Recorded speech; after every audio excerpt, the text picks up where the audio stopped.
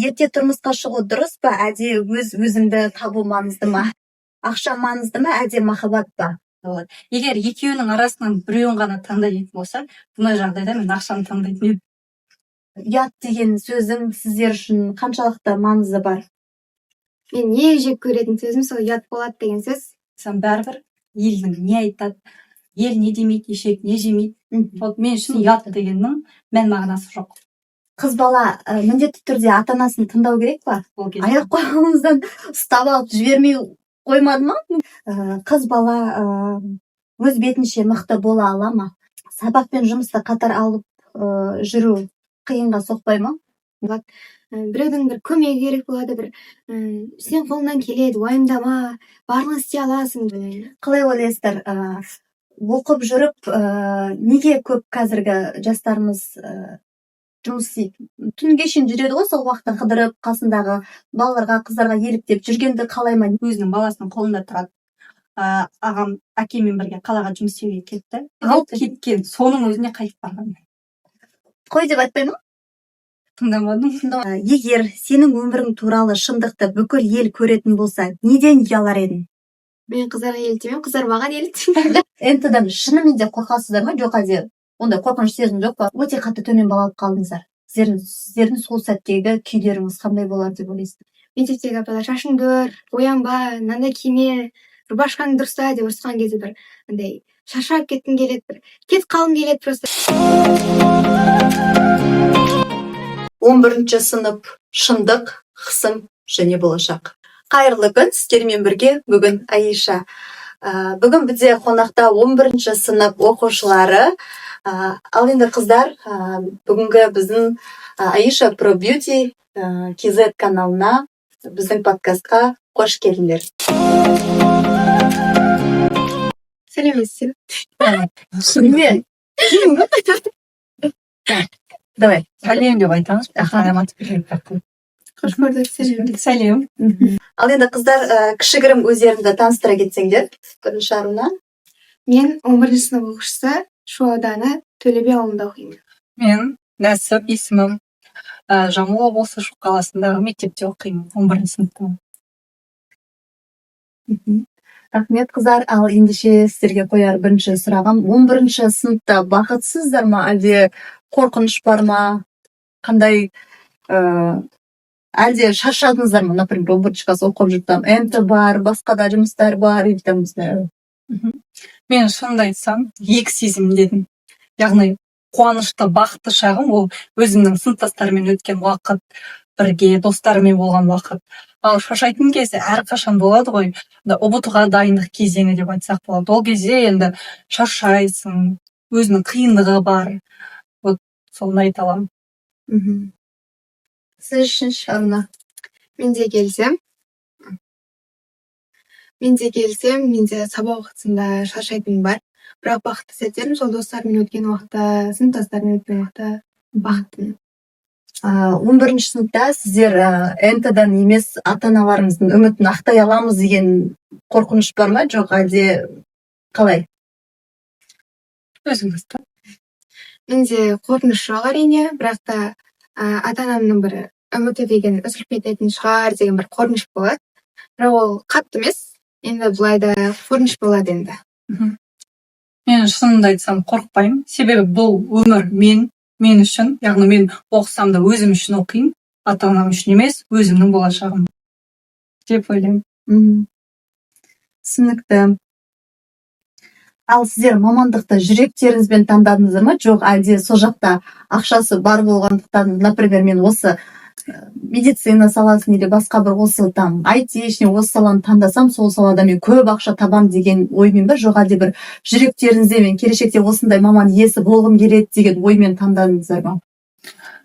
Мен шынымды айтсам, өзімнің қалауым емес. Мен негізі шығармашыл адам болғандықтан журналистиканы таңдағым келген болатын. Бірақ та ол жерде болашақ болмағандықтан өмірге реализммен қарап, медицинаны таңдауыма тура келді. Неге ол жақта болашақ жоқ деп ойлайсыз? Мен шынымды айтсам, ол жерде таныстарым бар. Ол кісілердің айтқан советіне байланысты ол жерде болашақ жоқ деп айтады. Қыздарға қиын қарайды. Ол жерде қыздар тұрмысқа шығып кетеді дейді. Сол себепті де ояқта болашақ та жоқ и және де ақшасы да аз, айлығы аз. Типа, может, кейін жұмыста болмай қаласың деген оймен айтқан ба? Дәл солай. Арна, сіз? Мен негізі мамандықты таңдадым, бірақ мамандықтан кейін мен салонда жұмыс істейін деп жатырмын. Себебі салонда жұмыс істеген маған ұнайды. Например, салонный сферада именно қай мамандық иесі болуың керек? Визажистка істегім келеді. Визажистка. Бұған дейін де мен өзім үйде бүйтіп бояндырамын, құрбыларымды, ата-анамды сөйтіп бояндырып, уже өзім үйреніп жатырмын жайлап. Икеміңіз бар ма сонда? Иә, бар. Бұған дейін, например, не түрткі болды сіздің, например? Это тоже художество, например, макияж деген, это тоже уметь надо. Не каждый адамның қолына кисточка берсең, алып бүйтіп бояндыра бере алмайды. Шығармашылық қой ол да. Қандай талпыныс болды именно осы бьюти саласында, мындай именно макияж иесі болуға? Мен өзімнің бір душам қалап тұрды сол нәрсені. Жүрек қалауы ғой. Жүрекке әмір үзбейді. Білуімше, сіз еще сурет саласыз, иә? Иә, сурет саламын. Конкурстарға барып. Иә, сол суреттерден алып, всегда республикадан барып, бірінші орын алып келемін. Нем сондай? Именно сурет жағынан ба? Иә, сурет жағынан. Керемет. Өте күшті. Сурет салуды да білу, это тоже өнер. Жаңағы сұрағымыздың жалғасын сұрай кетейінші. Нәсіп, иә? Нәсіп, неге, например, допустим, медицина саласын таңдадыңыз, иә? Оның ішінде именно қай саласына, например? Менде негізі ұбт-ға таңдағанда 4 мамандық таңдауға болады. Сол 4 мамандықтың шынымды айтсам екеуін. Біреусі фармация, екіншісі кардиологты таңдап отырмын, ал үшіншісі мұғалімдік таңдап отырмын, ал төртіншісі МВД академия. Себебі олардың төртеуін де ала аламын мен. Шынымды айтсам, мен былайша айтқанда тез нәрсені үйреніп кете аламын ғой. Сол үшін өзімен былай сенімді. Әр нәрсеге икеміңіз келеді и алып кете аламын дейсіз ғой, иә? Иә. Получается, егер медицина саласын таңдайтын болсаңыз, кардиолог болып шығасыз. Иә, ол да бар. Егер де фармация болатын болса, бізде фармацевтер косметологияны оқи алады ғой. Фармацевтика мен косметологияны қатар алып жүрсем, біраз уақыт жыл практика алып, кейін өзімде аптека ашсам да, салон ашсам да, бизнес жағымен жүргім келеді тоже. Получается, сіздің де келешекте осы салонный сферасында мүмкін косметолог болып қалам деген ойыңыз бар ма? Мүмкін, ол да мүмкін. Да? Иә. Интересно. Мен өзіме де қызық болып тұр. Бірінші естіп тұрмын, что нәсіп те осындай салаға мүмкін келуі мүмкін біздің сферамызда. Өте керемет, рахмет қыздар жауаптарыңызға.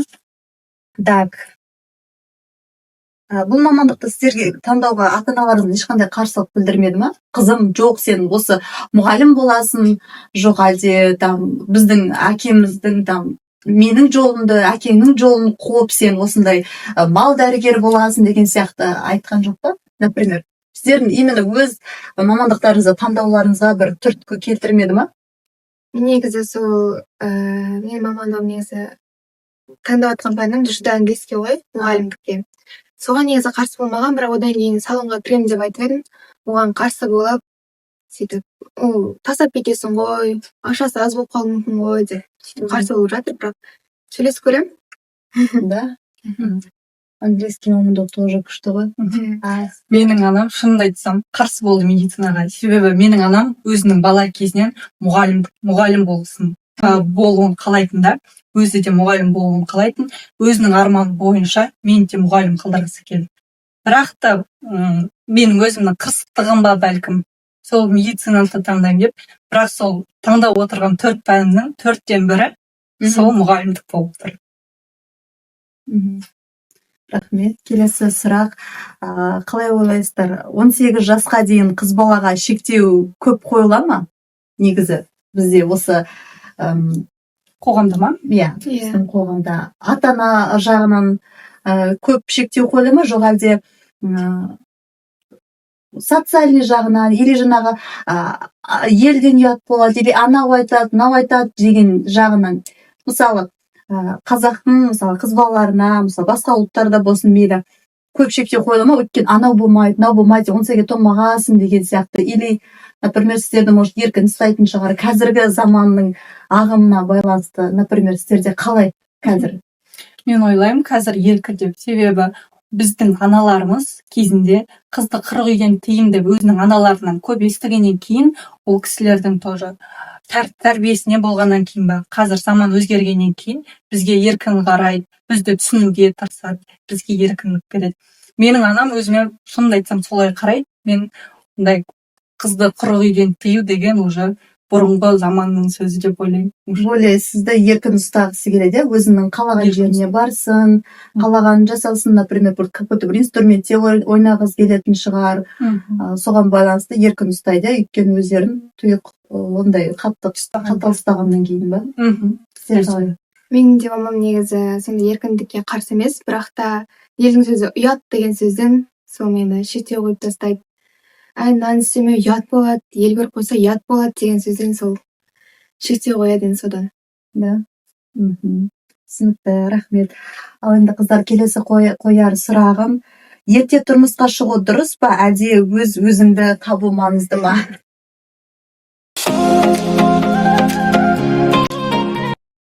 Негізі қыз баланың өзі ең бірінші өз-өзін табу дұрыс негізі. Себебі өз-өзін таппай күйге шығатын болса, ол дұрыс емес күйге шығуы мүмкін. Ертең күні ол ойланып тұрмысқа шықпаса, өз-өзін таппай ол күйеуі тастап кетуі де мүмкін ғой. Сондықтан бірінші қыз баласы өз-өзін таңдап алу деп ойлаймын. Бір мамандық иесі болған дұрыс деп ойлайсыз ғой, иә? Менің ойым бойынша әр адамның өмірі әртүрлі.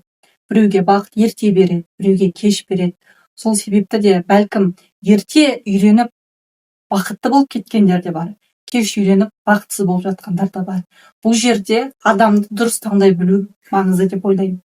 Ал жас уже маңызды емес сияқты бұл жерде. Түсінікті. Дұрыс. Например, сол сұраққа ұқсас сұрақ. Келесі сұрағым, ақша маңызды ма, әлде махаббат па? Шын жауаптарды айтыңызшы. Допустим, вот сіздерге универ бітірдіңіздер, бір жақсы, бір бай бақуатты жігіт кездесті, бірақ сіз оны сүйіп жақсы көріп қалап тұрған жоқсыздар, өйткені жаңадан таныстыңыздар мүмкін, или может басқа алыс қаладан, или басқа ұлт өкілі болуы мүмкін, бірақ бай бақуатты тұрады, бірақ мүлдем сезімдеріміз жоқ. Сонда да тұрмысқа шығар ма едіңіздер? Менің ойымша жоқ, мен махаббат таңдаймын. Себебі махаббатты ақшаға сата алмайсың ғой. Іштей ол адам жақсы көріп тұрмасаң, не қыласың оған? Тиіп, өтірік жақсы көріп. Сол менің үшін махаббат таңдаймын. Егер де сол екі выбордың ішінен мен екеуін де таңдайтын едім, себебі любовная карьера болса, бір жағынан өзіңнің сүйікті адамың да болады, бір жағынан өзіңнің ақшаң да болады. Егер екеуінің арасынан біреуін ғана таңдайтын болса, бұндай жағдайда мен ақшаны таңдайтын едім. Чтобы самодостаточный быть, иә? Мысалы, керегіңді алып, ішіп, жеп, қыдырып, деген сияқты ма? Түсінікті. Келесі сұрағым, қыздар, ұят деген сөздің сіздер үшін қаншалықты маңызы бар? Өмірлеріңізге ұят болады деген сөз өмірлеріңізге әсер ете ма? Қаншалықты әсер етеді, допустим, ұят болады деген сөз? Ұят болады деген сөздің негізінде мен не жек көретін сөзім сол ұят болады деген сөз.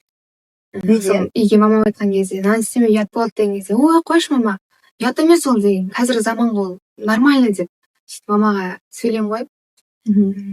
Ұят деген сөз негізі кейбір адамдарды өлтіріп жібереді ғой, ішкі жан дүниесін өлтіріп жібереді. Хорошо, жарайды. Насып? Маған шынымды айтсам бәрібір елдің не айтады, былай айтады ғой, ешек, ел не демейді, ешек не жемейді. Шынымды айтсам, бұл менің өмірім. Өмірді сүретін мен, өмірімді өзім қалайтын өзім. Ал анам сөйтіп айтса да, мен сонда да өзімнің қалауымдағы нәрсені істеймін. Себебі бұл менің өмірім.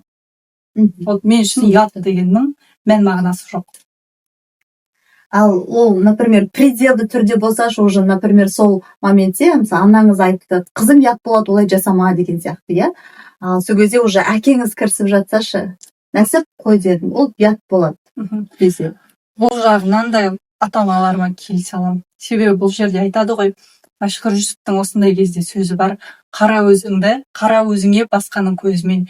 Бізге ата анамыз жамандық қаламайды ғой, олар жақсы болған бір жағынан да қалайды. Егер бірақ өзінің андай ол кісілердің ақыл ретінде қой дейтіні болса, ұят дейтін сөз болса, мен онда тыңдаймын. Ал бірақ басқа нәрселерге шектеу қойса, мен нақты қалап тұрған, мен өзімнің айтқанымнан қайтпаймын. Былай қазіргі ағым сөздің мәнісіне келтіретін болсақ, егер бір мелочь нәрсе болса ма, например, қызым ана кофтаны киме деген болса, ну я хочу, мен оны кием деген сияқты ма. А егер бір глобальный жандай мәселе болса, там ол жаққа барма, ол жаман жер, ұят болады деген болса, онда құлақ асамын дейсіз ғой сонда. Түсінікті. Ал енді келесі сұрағым, қазіргі заманның ағымына қарай енді бәріміз социальный заманда өмір сүріп жатырмыз ғой. Интернет заманында көп адамдарға қызығамыз, қараймыз. Сол сияқты, егер де, допустим, сіздердің өмірлеріңізде мысалы осындай бір сәт туып тұрса, блогер жағын таңдайтын, либо бір мамандық иесі болатын жағын таңдау керек болып тұрса, блогер болып кетуге дайынсыздар ма? Жоқ, әлде лучше мен универге түсем деп бір мамандық оқуға дайынсыздар ма? Мамандық таңдайтын. Мен де мамандық таңдаймын. Ешін айтайын ба? Ешін. Былайша айтқанда, бізде пенсионный фонд дейді ғой. Менің өзім мамам мектепте істегендіктен ондайды білемін да. Пенсионный фонд бөлінеді ғой жерде. Кейін қартайған шағында да жақсы жалақы дейді ғой. Қалай айтушы еді? Пенсия алады, зейнетақы алады сол жағынан да. Ал блогер болсаң, сен уже өкіметтің адамы емессің да. Ол үшін ақша төлейді деп ойламаймын. Аз төлейді. Лучше тұрақты жұмыс жасап, бір мамандық иесі болып, кейін лучше пенсия алып отырайық дейсіздер ма? Жарайды. Түсінікті, қыздар. Келесі мынандай сұрағым, өздеріңізді 5 жылдан кейін қалай көресіздер? Допустим, 5 жыл өтті, сіздер өздеріңізді кіммін деп ойлайсыздар? Сіздердің ойларыңызша 5 жылдан кейінгі өмірлеріңіз? Так, біз 5 жылдан кейін жаймен оқу бітіріп бастап жатқан кезіміз ғой. Жаймен онда мектепте практикант болсын, неге больницаға, дәріханаға медсестра болсын, уже жаймен жас маман болып барам деп ойлаймын. Сондай уақыттарда өзімді жас маман ретінде көремін. Все-таки мектепте ма, жоқ медицина жағында ма? Үшеуіне бірге алып жүре алмайсыз ғой? Үшеуінің біреуі ғой, 4-тен 1 бөлігі. Хорошо, осы жерден төтесінен қойыңыз сұрақ. Что больше душа желает? Жүрегіңе ең жақыны бар ма? Мысалы, үшеуіне де сізде, мысалы, возможно, түсіп тұр. Үшеуіне де грантқа түсуге, шахада тапсырдыңыз деп ойлайық, иә? Ал енді қызым біреуін таңда. Келешекте кім болғың келеді? Қандай мамандық ретінде өзіңді көресің келешекте? Десе, қазір солай ойлайықшы, алдыңызда 3 есік тұр, выбор. Қай жағын аттап бастайсыз, сол жағына қарай кетесіз, өміріңіз өзгереді. Қайсысын таңдар едіңіз? Бұндай жағдайда кардиолог таңдайтын. Ең жүрегіңізге жақыны кардиолог, медицина жағы, иә? Иә. Өте дұрыс. Рахмет. Керемет. Енді Аруна, өзімді 5 жылдан кейін бір негізі бала күннен бері Америкада жүргенді қалаймын. Өзімді сөйтіп кішкентай кезімнен бері өзімді сөйтіп үйретіп келе жатырмын да.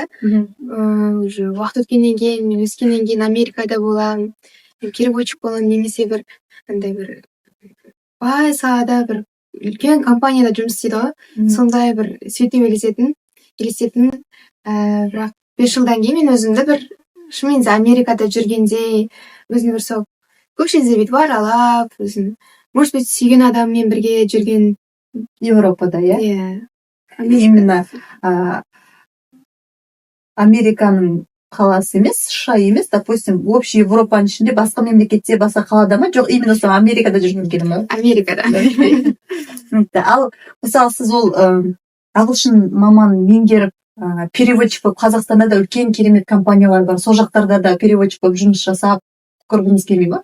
Жасайтын едім, егерде шақырып жатса, немесе бір мүмкіндігім бар болса, бірақ желательно өзім бір шет мемлекеттерде жүріп, сол жақта танып білгім келеді. Яғни сіз өзіңіздің болашағыңызда келесі 5 жылдан кейін өзіңізді шетелде көресіз. Иә. Уже ағылшын тілін толық меңгерген маман ретінде, иә? Мгм. Түсінікті, рахмет. Так, келесі сұрағым. Егер уақытты артқа қайтара алсаң, 9 сыныптағы өзіңе қандай кеңес айтар едің? 9 сынып мен үшін ең ыстық кезеңдердің бірі. Шынымды айтсам, сол кезде менің бақытты балалық шағым болып, барлық қызықтың бәрі сол жерде болып деп айтамын. Егер сол жерде мүмкіндік болса, ағылшынды үйрен деп айтатын едім өзіме. Себебі болашақта қазіргі таңда бізде шетелдік кіріп жатыр ғой тілдер ше. Кейін егер де біз кез келген салада да, мысалы биологияның өзінде де ағылшын керек. Ал егер мұғалім болып қалған жағдайдың өзінде мен биология пән мұғалім боламын деп отырмын ғой. Кейін ағылшынша биология пән бере алсам, мені даже ниша ала алады, немесе мен шетелге кетіп қалуым да мүмкін. Ағылшын ол жерде уже жоғары бағаланады, иә? Иә, жоғары бағаланады. Иә, актуально. Как его айтайын деген, менің ойымша да негізі меніңше егер біреу мысалы медицина маманында жұмыс істейтін кісілер болса, кешірсін әрине, бірақ менің ойымша да мен сізге өз тарапымнан кішкене бір кеңес айтатын болсам, мен де айтар едім, лучше шет тілді таңдаңыз. Жаңа өзіңіз айтқан сияқты, мұғалім болсаңыз да сол биология сабағын ағылшын тілінде беретін маман болсаңыз да, жаңағы айтып отырсыз ғой, сұранысқа өте таптырмайтын маман иесі болатын едіңіз деген сияқты. Сондықтан да енді мен де шетелдерге көп шығып жүргеннен кейін, енді менің английский уровень B1 дейді ғой, мысалы керемет жоғары уровеньде емес, соның өзі менің шетелде жүрген кездерімде нанымды тауып жеуге, бір нәрсемді сұрап алуға, сөйлесуге өте көп көмектеседі. Сондықтан да менің де көзім жеткені, егер әттең менде мектеп кезінен бастап шет тілін оқығанымда ғой, или универде сол мамандық таңдағанымда ғой деген сияқты ойлар болған. Сондықтан да менің де ойым лучше сол екеуінің желательно қатар алып жүрген дұрыс сияқты. Тем более қазір курстар, онлайн курстар өте көп. Негізінде маған Арона айтпақшы, Аронаның маған таңдауы қатты ұнап тұр. Өйткені кезінде мен әттең-ай деген кезім болған өзімде. Сондықтан да Арона сізге де айтар кеңесім, өте күшті таңдау жасап тұрсыз. Сондықтан да вперед. Күшті, ертең күні шынымен де өте керемет өкінбейсіздер. Өмірлеріңізде өте қатты көп қажет болатын мамандық, тіл білу, соның ішіндегі ағылшын тілі өте қатты көп сізге көмек тигізеді деп ойдамын. Қалай ойлайсыздар, қыз бала міндетті түрде ата-анасын тыңдау керек па? Әлде өз білгенін істей берсін ба? Қазіргі заман талабындағы жастарға мысалы мейлі келешекте деп айтайықшы, мысалы кейбір 10-15 жылдан кейін өздеріңізде мейлі 30 жылдан кейін өздеріңізде қыздарыңыз болып, ол өсіп, уже үлкен қыз болып бой жетіп жатқан кезде, ол қызыңыз мысалы сізді тыңдау керек па, тыңдамай жатса не айтар едіңіз? Егер қазір өзіңіз ата-анаңыз бір нәрсе десе, көбінесе тыңдағыларыңыз келмей ма? Сондай бола ма? Тыңдаған дұрыс па қыз бала именно әке-шешесін? Жоқ, әлде білген істеп жүре берсін ба? Негізі тыңдағаны дұрыс деп ойлаймын. Себебі кез келген ата-ана ол қызының бақытты болған қалайды, қызының сол жолы болып, әрқашан бір жарық жерде, болашағы жарқын жерде болған қалайды ғой. Әрбір ата-ана өзінің қызының бір жаман болып, ұятқа қалғанын қаламайды ғой. Сондықтан тыңдағаны дұрыс деп ойлаймын. Әрбір қыз бала өзінің ата-анасын тыңдаған дұрыс негізі. Мен де Аронаға толықтай келісемін. Мен өзімде мысалы ата-анамды тыңдаймын. Себебі ата-ана баласына жамандық болғанын қаламайды. Яғни бізге дұрыс жол бағдар беріп отырады. Сондықтан бұл оймен келісемін. Хорошо, рахмет. Енді келесі сұрағым мынандай, қыз бала өз бетінше мықты бола ала ма? мысалы андай сұрақ қой, ешкімнің көмегінсіз, ата ананың тіреусіз, мейлі былай болайық та, келешекте сіздер жаңағы жоғарғы оқу орнын бітірдіңіздер, содан кейін жаңағы ата аналарыңыз жағынан, сол кісілердің тарапынан ешқандай көмек болмаса, мысалы қаржылай көмек в основном болмаса, или бір ағасы, көкесі жағынан, или ерте тұрмыс құрған болса, жолдасы жағынан ешқандай көмек болмаса деген сияқты қыз бала өзі көтеріле ала ма негізі? Ойлайтындай сұрақ екен кәдімгідей. Сен ойлағанша айта берейін ба? Иә, қыз өз бетінше көтеріле алады, себебі қазір ақыллылар заманы. Яғни өзіңнің біліміңді шыңдап, өзіңнің былай айтқанда мақсат қойып, соны нақты орындаймын, көтерілемін дейтін ойың болса, онда сен міндетті түрде көтеріле аласың. Мен де сөйтіп ойлаймын, көтеріле алады, бірақ та қыз бала енді нәзік жан болғандықтан, оның бір ішінде сондай бір кішкентай қыз жатқан болғандықтан, оған да бір иногда мотивация келіп болады. Біреудің бір көмегі керек болады, бір сен қолыңнан келеді, уайымдама, барлығын істей аласың, жаныңда мен бармын дейтін бір адам болса, ол міндетті түрде көтеріліп, сол кішігірім болса да, қолдау болса, көтеріліп кетеді ау деген ойдасыз ғой, иә? Түсінікті, рахмет. Келесі сұрағым, сабақ пен жұмысты қатар алып жүру қиынға соқпай ма? Мүмкін көп қазіргі жастарымыз оқып жүріп, жұмысты бірге алып жүреді. Негізі сабаққа келтіреді кедергіні, бірақ та одан жұмысқа шығып жүріп, сабақ оқып жүрсең, сабақ оқи алмай қалып, бағалардың түсіп кетуі мүмкін, бірақ та негізі жұмыстан қарағанда сол сабақты қолға алған дұрыс негізі.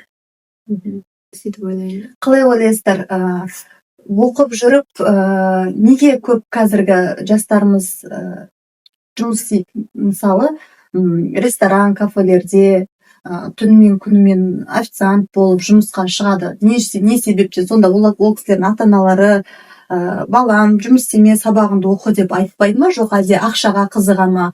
Жоқ әлде сол түнге шейін жүреді ғой, сол уақытта қыдырып, қасындағы балаларға, қыздарға еліктеп жүргенді қалай ма? Не себептен сондай іске барады екен жастар? Қалай ойлайсыздар? Сіздердің тарапыңыздан өткен, сіздер сондай жастасыздар, сіздерде де өмірлеріңізде болды. Вот не себептен солай болады негізі? Мен өзім 10 сыныпта сабақпен жұмысты бірге қатар алып жүрдім. Бірақ шүкір біздің жағдайымыз жақсы. Бірақ мен өзіме ата-анам айтқан болады. Мен өзім бала кезден самостоятельная дейді ғой, самостоятельная болдым. Өзімнің ақшамды өзім тапқым келді. Кейін қалаға барсам да өзімнің күнімді өзім көріп, өз нанымды өзім жеп, сөйтіп жүргім келді. Ата-анам да соны бәлкім түсінді. Сол себепті де қарсы болған жоқ. Сол себепті бірге алып жүрдім. Бірақ шынымды айтсам, өте қиын, себебі сабақтан кейін бірде жұмысқа барасың, жұмыстан түнгі бір уақытта қайтып келесің, ұйқыңда қандай, сабағында дұрыс емес болады. Мен сөйтіп екі пәннен, мен негізі алтын белгіге бара жатқан адам едім да, сөйтіп екі пәннен 4-ке шығып қалып қалдым. Әке-шешеңіз, қой қызым, оқиды, жұмыс, өмірің әлі алда, жұмыс істеп үлгересің, оқитын сәтте оқып ал, не жаныңа зор келді, бармайсың, жұмыс істемейсің деп айтқан кездер болмады ма? Талай айтты, шынымды айтсам. Бірақ мен өзімнің қырсықтығымнан да тыңдамадым. Аяқ-қолыңыздан ұстап алып жібермей қоймады ма? Мүмкін естен шықпайсың, табалдырықтан аттап кетпейсің, жұмыс істемейсің, бармайсың. Не жетпей жатыр саған, сол ақшаны бізде береміз деп айтқан кездер болған жоқ па? Сондай болды. Бірақ мен қырсықтығымдан жібермеймін. Қашып кетіп жұмыс істедіңіз ба сонда? Иә. Артыңыздан ресторанға барып алып кеткен, соның өзіне қайтып барған. Қойш, дәуама. Негізі отбасыларыңызда қанша ағайындысыздар? Мен және ағам бар. Ал бірақ үйде 4 адам тұратынбыз.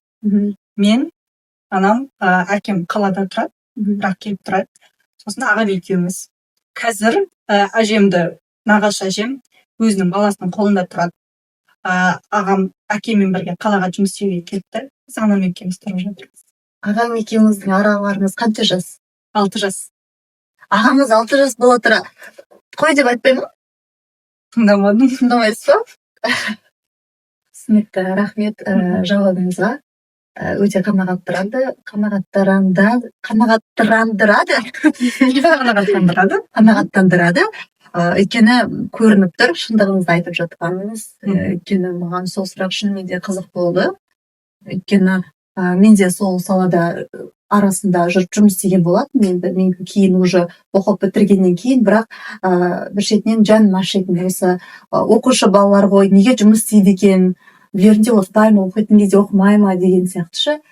Сол үшін осы сұрақты қойғым келген. Рахмет жауабыңызға. Аруна, сіз не ойлайсыз? Мен де Нәсіпке толықтай келісем. Сабақта түсіп кетеді. Бірақ та сол сабақтың түскен өзінде бір жұмыс істеп жүрген кезде қызықты сәттер болады. Бір есіңнен кетпестей бір қызықты сәттер болған кезде сол кезде бір бақытты боласың ғой. Вот осы бақытты сәттеріңе жалғастыра кетсек, коллектив болды ғой. Мен коллективтерімді өте қатты жақсы көремін. Осы бір кезде айта кетейік, сізбен де бірге коллектив болып, сізбен де біраз уақыт бойы жұмыс істедім. Сол сәттер әлі күнге дейін мен үшін ыстық, әрдайым есімнен кетпейді. Көп рахмет, қыздар. Өте шын жауап беріп жатқандарыңызға жүздеріңізден көрінеді. Көп рахмет. Өте керемет, қызықты подкаст болып жатыр, менің ойымша. Сіздерге қалай? Көңілдеріңізді білдіріп қойыңыздар. Комментарий жазып, сердечки, лайки. Ал енді қыздар, келесі сұрағым менің: егер сенің өмірің туралы шындықты бүкіл ел көретін болса, неден ұялар едің? Оны айтуға болмайды ғой. Ұяласың ғой, айтуға. Неден ұяласыздар, например? Әр адамның өзінің, былайша айтқанда, жұмбағы болады ғой, секреті. Айтатын дүние болмайды, айтпайтын дүние болады. Бірақ менің өмірімде ондай жұмбағындай секрет деген нәрсе жоқ. Былайша айтқанда бәрін айтып отырамын. Мысалы, сөзіңізді жалғастыра кетейін. Например, осы подкастта мысалы жаңағы жұмыс істегеніңіз туралы айтып жатырмыз. Сол кезде соны айтсам ұят болатын еді деген ой болған жоқ па? Жоқ. Жұмыс істеу ұят емес. Айтады ғой. Не стыдно работать. Стыдно, когда не работаете. Деньги не грязные деп қой. Иә. Аруна, Негізі мен бар негізі, бірақ ол секреттерімді тек Нәсіп қана біледі негізі. Нәсіп айтшы деп. Нәсіпке ғана айтамын мен негізі өз сырымды. Біресе біз араласпай кеткен кезде Нәсіп екеуміз ұрысқан болатынбыз, сол кезде қорқып біреуге айтып қоямын екен деп жатырмын. Бірақ Нәсіптің андай адал екенін білемін да мен. Сондықтан сәл қобалжу болды, бірақ та түбінде біз бірге болатынымызды түсіндім, сол үшін бір уайымдамадым. Секреттерімді мен негізі әркімге бір айта бермеймін, тек қана Нәсіп қана білетін, жалғыз бір секретім бар, соны ғана білетін. Нәсіп сіздің жан құрбыңыз ба? Иә. Қанша уақыттан бері? Уже 2 жылдан астам уақыт болды ғой. Екеуміз біз ғана емес, біздің аналарымыз да жақсы араласады. Сол уақыттың ішінде де 2,5 жылдан асып кетті. Сол уақыттың ішінде де біз жақсы қарым-қатынас болып, көптеген қызықты бастан кешірдік. Бір 10 жылдан бері туғалы бері араласатындай, жақынбыз. Қай кезден бастап араласа бастадыңыздар? Білуімше, сіздер негізі екеуіңіз 2 бөлек мектепте оқисыздар, иә? Сол сіздеріңізді білейін, ресторанда жұмыс істеп жүрген кезден бастап па? Жоқ. Оның алдында біздің бір ресторанда болғанбыз, әлі помним. Нәсіптің киген киімінен әлі есімде, түсірген фотосына дейін наңғарыш қандай әдемі деп маған көрсеткен сәттеріне дейін әлі есімде. Бір ресторанда танысқан болатынбыз. Жұмыс істеп жүріп па? Жоқ. Тойда. Бір тойда танысыңдар. Одан бұрын біздің ата-аналарымыз, біздің аналарымыз жақсы араласып жүрді ғой.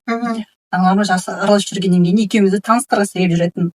Бірақ біздің таныстарымыздың тойына барған кезде екеуміз былай өзіміз-ақ танысып алдық.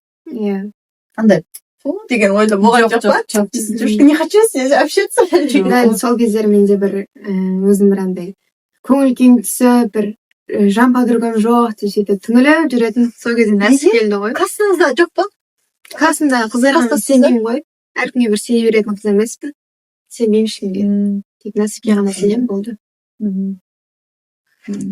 Мен бөле білсем бірге жұмыс істедік, бірақ сіздердің екеулеріңізде екі бөлек мектепте оқитындарыңызды білмеппін. Енді жаңа ғана случайно сұрақ қойған кезде өзім білдім. Өте қызық, керемет. Иә, жаңа нәсіп айтпақшы, өзіміз де сол ресторанда жүріп таныстық. Менде видеолар әлі. Да? Өте қуаныштымын сіздермен танысып, ары қарай мысалы қатар замандастар болмасақ та подружка болып кетпесек те жақсы араласып тұрамыз. Аронан жаңағы сурет салады демекші маған көп көмектеседі. Жақсы араласып кеттік, келіп тұрасыздар үнемі. Хат хабарымыз түзу, сондықтан да өте қуаныштымын, что мен де кішкене ғана аз уақыт сол ресторанда жұмыс істесем де сіздермен танысып қалғаныма.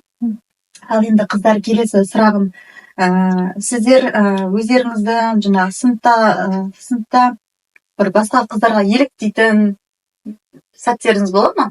Өзіңіздің классыңыздағы еліктейтін қыздар бар ма? Бар. Шынымды айтсам, біздің сыныпта алдыңғы жылдары мен айттым ғой, үздік болдым деп, алтын белгіге тіпті бара жатырдым деп. Мен түсіп қалғаннан кейін бізде 4 алтын қалды. Яғни біз 6 қызылмен бітірушілер болып 11 сыныпта болуымыз керек еді. Мен түсіп қалғаннан кейін 5 болдық. 5-дің 4-еуі алтын, 4-еуінің бір іңкәр дейтін қыз ұнайды. Ол бізде бала кезінен ағылшын тілін оқып, ОБТ-дан дұрыста англ тыңдап, биыл қаңтар ОБТ-дан 135 балл алып потолок қойып отыр. Сол қыз қатты қызығам, өте ақылды, өзі мындай былайша айтқанда сыпайы, адамға деген сыйласы қатты ұнайды. Сол жағын айтпаған. Мен не деп айтайын, мен қыздарға еліктемеймін, қыздар маған еліктейді. Негізі иә, класста андай бізде қыздар былай бос, үндемейді, сондай ғой. Класста мен ғана андай бір бет қалған қыздар тұрмын да, иә. Сөйтіп. Сол қыздар маған еліктейді, мен оған емес. Олар маған қызығады. Тек менің классым қыздар емес, мектептің қыздары, сол өзімнің мектебімнің қыздары маған қызығады. Негізі подругаларым айтады, сен туралы осы айтып жатырсың, қызығып жатыр деп ше. Көп естимін подругаларымнан. 11 сыныпта көбісі қорқады ғой, например, 10 класс болсын, 9 класс болсын, 11 класста қандай болады екен деген сияқты. Сіздерде қандай болды? 11 сынып шынымен де қорқынышты ма? Және НТ-дан шынымен де қорқасыздар ма? Жоқ, әлде ондай қорқыныш сезім жоқ па? Болса болды, болмаса қояды деген сияқты. Шынымен дайындалып, например, жұмыс керек емес, маған НТ-ға дайындалу керекпін, мен ОПТ-дан көп балл жинау керекпін деген сияқты қорқыныштар бар ма? Әрине бар. Себебі талай нәрсе шешіледі ғой бұл ОПТ арқылы. Қанша ондай дайындық кезінде де қорықпаймын деп дайындалған күннің өзінде де тест-центр бар ғой, бізде оқушылар сарайының подвалынан бәрі қорқады. Ол жақта? Сол жақта ғой бізде ОПТ. Талай сұрақтан жылап шыққан. Иә, мен де келсем нәсіпке. Қорқыныш. Қалай ойлайсыздар? Мысалы, 11 сыныпты оқып жүріп, ОБТ-дан аз балл алып қалсаңыздар, прям дәйім олай болмай қойсын, бірақ ойлағандарыңыздан да өте төмен балл алып қалған жағдайда состояние дейді ғой, қалай болуы мүмкін сіздерде? Қалай деп ойлайсыздар? Өте қатты төмен балл алып қалдыңыздар. Сіздердің сол сәттегі күйлеріңіз қандай болар деп ойлайсыздар? Қазір осындай мүмкіндіктер көп қой бізде. Үкімет жағдайларын былайша айтқанда саған егер нағыз ОБТ-да біз төмен балл алып қалған жағдайда бізде тамыз айында ОБТ ала аламыз. ОБТ-ға қайтадан кіре аламыз да. Ал ол тамыз айындағы ОБТ-дан да төмен алған жағдайда біз келесі жылы қайтадан ОБТ тапсыра аламыз. Оқуға түспей жатып па, или түсіп қойғаннан кейін ба? Түспей жатып қой. Сол грантқа түсе алмаған жағдайда қайтадан сен өзіңнің бағыңды сынай аласың. Оқуға түспей, тағы да бір жыл дайындалып, қайтадан сол ОБТ-ға тест тапсырып көруге бола ма? Болады. Ал оқуға түсіп кетсеңізші, оқуға түсіп кетіп, бірақ сонда да қайтадан ОБТ-дан мен көп балл алу керекпін деп. Онысы жағын білмедім. бірақ егер де мысалы колледжде енді грантқа түсе алмай қалсаң колледжге кетесің ғой. Колледжде мысалы жақсы оқып 4 жыл ма 5 жыл ма оқып бітіріп кетсең универге түсе аласың. Яғни сенің уже қалай алып андай жақсы оқысаң сен көше аласың универге. Сол жағдай тиімдірек. Арнасы былай ойлайсыз. егер де НТ-дан аз балл алып қалып бірақ та платныйға түсетіндей мүмкіндік бар болатын болса, мен одан мүлдем қорықпаймын. Себебі НТ дегеннің өзі бір грант деген сөздің өзі негізі оқуға ақшаңды төлейсің немесе төлемейсің деген сөз сияқты мен үшін. Одан мүлдем қорықпаймын мен. Себебі біздің жағдайымыз жақсы, ата-анам төлей алады, одан бір ешқандай қорқынышым жоқ. Түсінікті. Рахмет. Мысалы, қазір біздің елімізде дипломмен ауылға бағдарламасы деген программалар бар. Естігендеріңіз бар шығар, иә? Мүмкін келешекте жақсы маман иесі болып, осы ауылға келіп, мысалы, өздеріңіздің қазіргі тұрғылықты жерлеріңізге Шу ауданына келіп, сен осы жақта мұғалім болу керексің десе, қалай ойлайсыздар? Сол қалада қалуды таңдар ма едіңіздер? Жоқ, мен өз ауылыма үлесімді қосам деп ойлайсыздар ма? Сондай сәтте қалай жауап беріп, қалай әрекет жасар едіңіздер? Ол бізде дипломмен ауылға дейін былайша айтқанда отработка ғой. Грантқа түскеннен кейін міндетті түрде сен өзіңнің ақшаңды отработка сияқты қылып 3 жыл бойы отработать етіп ауыл аймаққа барып сол жерде былайша айтқанда ақтайсың ғой. Ал 3 жылдан кейін үкіметке ақшасын қайтарғаннан кейін, яғни стипендия болсын, сондай жағдай болғаннан кейін қалаға барсаң болады. Ол да мүмкіншілік. Ал егер бірақ жұмыс орнында қимай қалсаң, қалуыңа тура келеді енді. Арнасы қалай ойлайсыз? Бәсекеде толықтай келісем. Дәл солай менің ойым солай болып тұр. 11-ші сыныпта оқып жүріп, сол кездерде бір қызықты сәттер болған кездер болды ма? Именно осы 11-ші сыныпта, или бір андай өте бір қорқынышты сәттер, или 11-ші сыныпта оқып жүрген май, одан да төмен сыныпта оқыған жақсы еді деген бір қорқынышты сәттер, бір өзінің бір минустары, плюстары деген моменттер бар ма? 11-ші сыныпта оқығандарыңыздың? 11-ші сыныпқа қалғанымыз негізі қиын ғой. Кейде өзім де ойлаймын, 9-дан кете салу керек еді деп ше. НТ-дан аз балл алып қалсаң, бір жағынан да қорқасың. 9-дан кет қалып, оқып жүре бергім келеді. Мектептегі апайлар шашыңды өр, оянба, мынандай киме, башқаң дұрыста деп ұрысқан кезде бір андай шаршап кеткім келеді, бір кет қалғым келеді, просто сол 9 сыныптан кете салу керек еді деген бір ойлар болады менде. Именно сондай моменттерде ме, жоқ сабақ қысымырақ бола ма?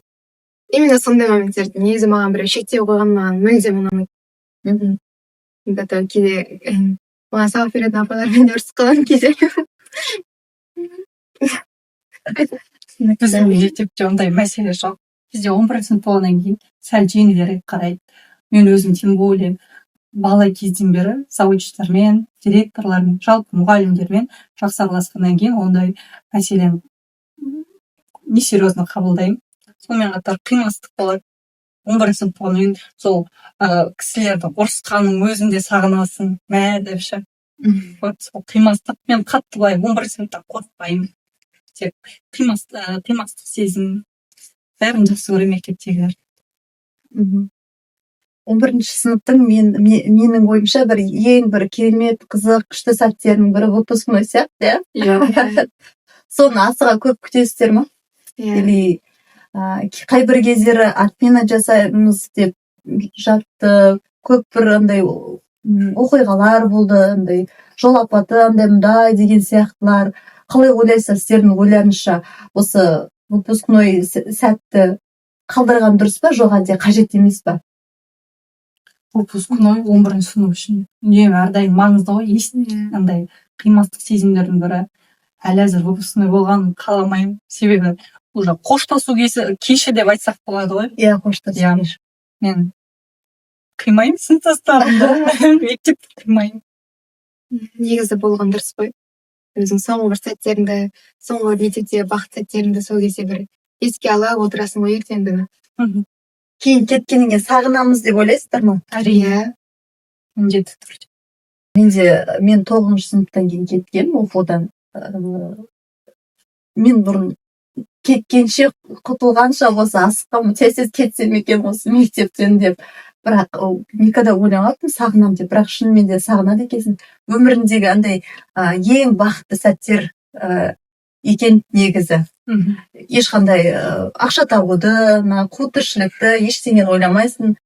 Айналаңда жаңағы бірге оқитын құрбыларың өте керемет бақытты сәттер екен. Сондықтан да дұрыс ойлайсыздар, что келешекте шынымен де сағынатындай болады екен осы 11-ші сыныптағы 11-ші сынып басқа мектептегі сәттерді. Ал енді қыздар, келесі қояр сұрағым, мысалы сіздерден кейінгі өсіп келе жатқан бүлдіршіндерімізге жас ұрпаққа олар да ойлауы мүмкін ғой, 9-шы сыныптан кейін осы 11-ге қалайық па, қалмайық па деп қорқатын арттарыңыздан келе жатқан іні сіңлілеріңізге қандай